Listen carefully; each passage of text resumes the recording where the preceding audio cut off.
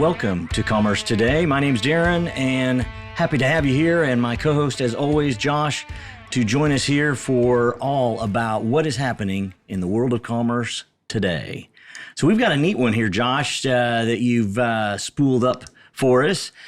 Leveling up, basically smarter deployment strategies for high-volume e-commerce stores. I think this is really neat because the whole deployment thing has always been kind of a mystery. From where I sit, it's that I'm 3 a.m.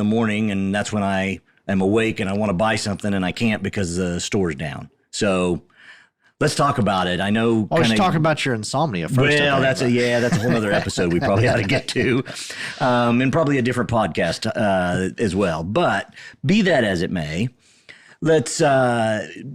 Deploying is so important. Mm-hmm. It's key, obviously, but it's also scary, dangerous, and fraught with all sorts of challenges. Oh yeah, nobody talks about deployments, and nobody wants to talk about deployments. You're looking at a new project, a new agency, something like that, and typically they're going to talk about their amazing discovery process. You're going to talk about what it's like to work with them, maybe some user experience work they might do, but nobody says, "Oh, look how awesome and cool our deployments are." And it's another one of those things. It's like so many things in a service business, like. It's kind of how the sausage gets made, so to speak. It's the part that people don't really like to think about. It's almost seen as overhead or an inconvenience, but it can have a huge impact on your project and on your website. Well, and it's interesting, kind of the way you describe that. In a way, it can be turned into a differentiator. For integration, for integrators and those that are doing this. That can be a big deal. But, well, all right, we kind of got to get into it. So we start. As we always do, let's start at the basic level and kind of your standard, what I run into, hey, sites in maintenance mode, backups, and those uploads. Talk about that, Josh. Yeah, so deployments, there's a lot of different ways to deploy sites, and we're going to start with kind of the simplest and least expensive. Least expensive from a time you pay your agency, maybe not least expensive from a opportunity cost standpoint. Right. But so basically, site will be placed in a maintenance mode, and that's those lovely messages you get saying, hey, we're making some great updates to our site, check back later. Hopefully, your tech team is then making backups of everything, of the code and the databases. That way, if something goes wrong, they can restore from those backups. And finally, it's real simple. They just upload all the code to the site. So they transfer the new files, the new code they've written from whatever environment it's currently in into your production site. If everything goes well, then everybody's happy. You turn maintenance mode off and you have a updated website. An updated store. Well, so quick question, are the backups done while the site's down in maintenance mode, or can the backups be done before it goes into maintenance mode? Some of them can be done before maintenance mode, but on certain things like orders, if you're taking orders all the way up to the moment you're in maintenance mode, you really don't want to lose those orders. So you're going to run some backups once you go into maintenance mode. Important safety tip. Okay. So you said this is probably the least expensive, theoretically, at least from the cost of the service that's providing it, but it could be the most expensive or a higher expense from an opportunity cost of the sales that are lost during the time that you're in maintenance mode. Is that I probably didn't say that quite the way I ought to, but I think hopefully it made sense. Yeah. And this is where, for a smaller site, you're probably not talking about a lot of money, especially if you're doing it in the middle of the night. But for very high volume stores, literally every minute they're down for maintenance is possibly a lot of money that they're losing. All right. Well, that's our basic approach, or that's the basic approach out there. What we don't want to stay in just the basics, and that's why we're talking about some of the cool things that can happen. And these next ones start to get a little bit more fun. So we have an intermediate strategies, kind of balancing the innovation along with we still need to be stable. So we can have great new cool ideas or try new things, but we got to keep some stability. So this is basically the technical term is continuous deployments. It's the idea of being able to, at any moment, as many times a day as you want, deploy changes to your website ideally in theory with little to no downtime. And so Wow. you remove that friction and it allows you to innovate a lot faster. And one of the really good examples of that, and probably the easiest entry point for a site that wants to explore something like this, is feature flags. And feature flags are basically exactly what they sound like. They're a flag that can be turned on or off that controls if a new feature is present on the site or not. So basically that code you're deploying, you wrap it all around some conditional logic that says, if the feature flag is on, make this code active. If it's off, don't make this code active. Okay. Well, I mean, that's awesome because it allows us to turn on, turn off stuff. And what you're also saying is that this can be done without taking the site down, without, is there any kind of a pause? Is it maybe orders are paused for a period of time so that? Yeah, it depends on where the changes are and how risky they are. So sometimes this will require maintenance mode and still have some downtime. Where you can save time is typically if something goes wrong in the deployment. With the first method we talked about, you have to actually roll everything back. And that takes some time, restoring databases, things like that. If you're using feature flags, then unless it's gone very off the rails, you just turn that feature back off and you've rolled back that deployment. So it doesn't eliminate the downtime, but it reduces it and it reduces the risk. Okay. So how are some ways, maybe if they're beyond maybe these feature flags, how are some ways that we can have innovation and then keep that stability within our site and stuff, kind of try new things, but again, always keeping that stability? Yeah, I really think feature flags are the best way to do that. But I think something we haven't talked about with them is it doesn't have to just be on or off. You could also tie it into your customer data platform, different systems, and say, okay, I want 20% of my users to see this feature on, 80% to see this feature A/B off. testing. Do some A/B testing, or even say, okay, I want to start with this feature is going to be enabled for desktop users, but not for mobile users. So that way you can not only kind of innovate and try some new things and just make sure it's stable and be able to turn it off if you need to, but you can even see how different groups of users react to new features. Are these things that just the merchant in themselves would be knowledgeable and have the ability to do versus needing an integration, a partner, if you will, to do these things? I mean, it depends on the in-house team. If they have a solid in-house team, they could use this approach. Even if they don't and they're working with a partner, they could at least ask these feature flags be built in a way that the merchant can turn them on and off, or can even tie them into their split testing platforms without needing additional development work. That is possible. Okay.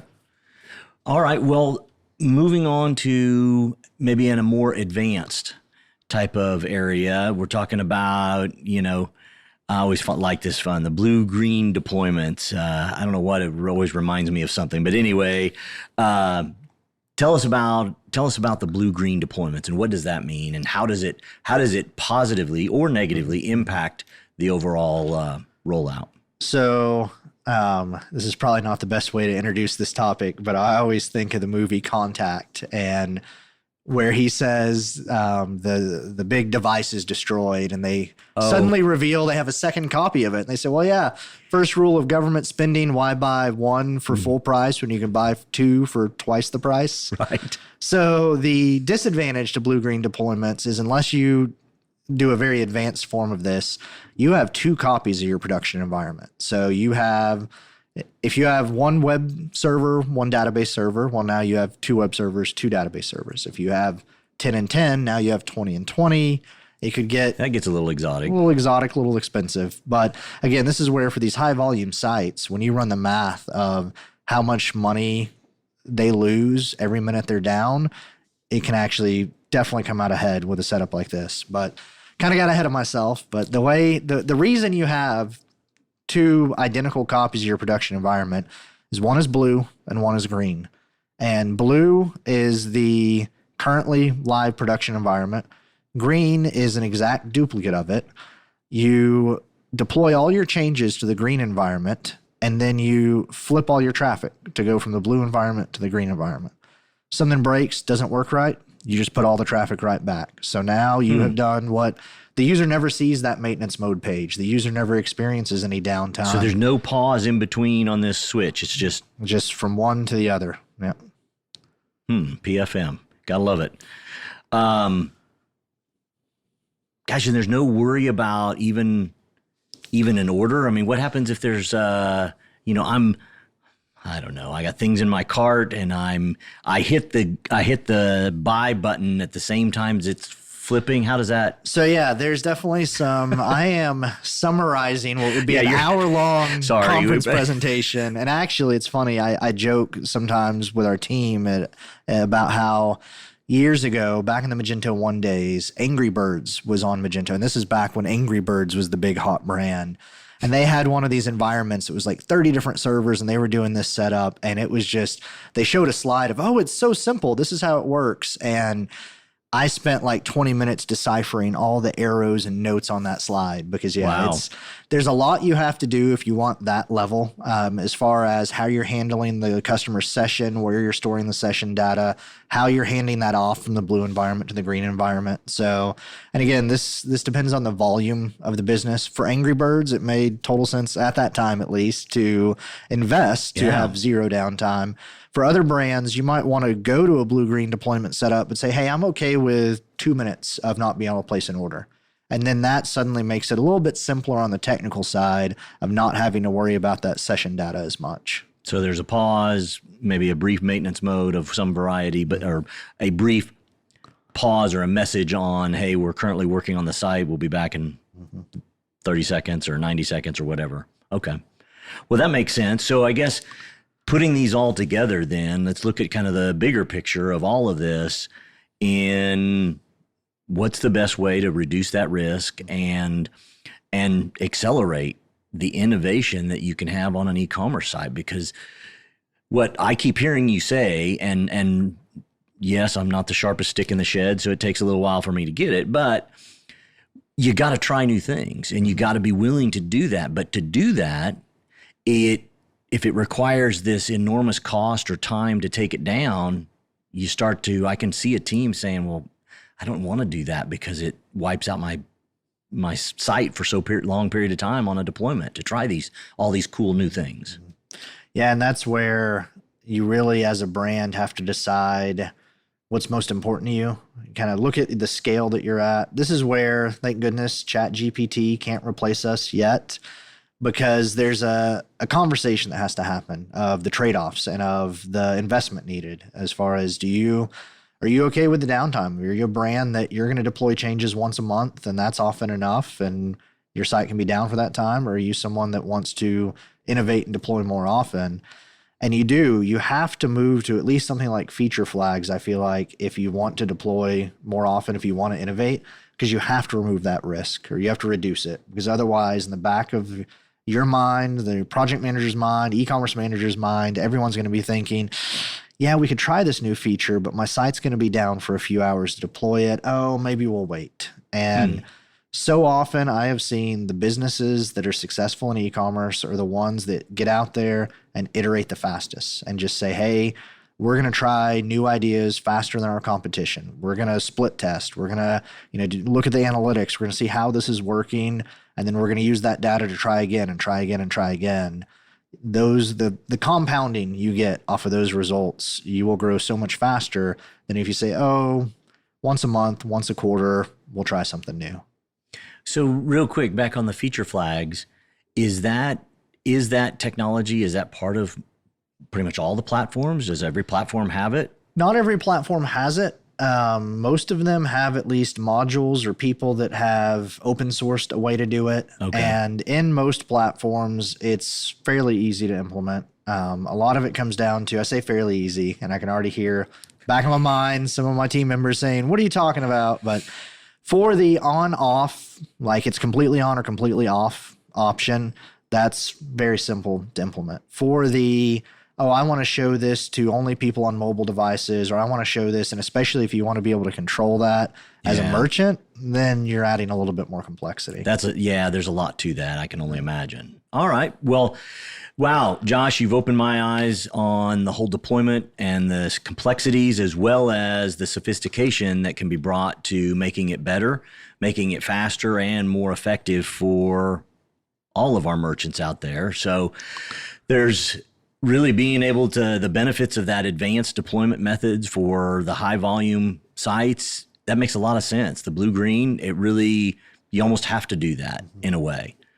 And I think last, I guess further summary or in the final summary, Josh, I guess, how would you kind of put all this together, or from the merchant that's listening, what should they do next? If you don't have experience making these decisions or thinking about deployments in this way, talk to someone who does and just bounce some ideas around. Because I think, again, like I've opened the show with, this is that thing that no one really likes to talk about, but it has such an impact not only on project budgets, but it can even, the mindset, the outcomes can all change based on how everyone feels. If everyone in the company cringes when they hear the word, we're going to deploy next week, you're not setting yourself up for a successful project. Well, and a lot of the great ideas from this come from the mistakes that have been made in the process of trying to do these deployments. And that's where the blue-green idea all comes from, is the mistakes that were made. So yeah, definitely. Well, Josh, this is great stuff. We appreciate it. This is awesome as always. And as always, we appreciate you, the listener. Glad you're here. And definitely tune in next time to Commerce Today. Again, this is Darren and Josh. We appreciate you being here. Until next time.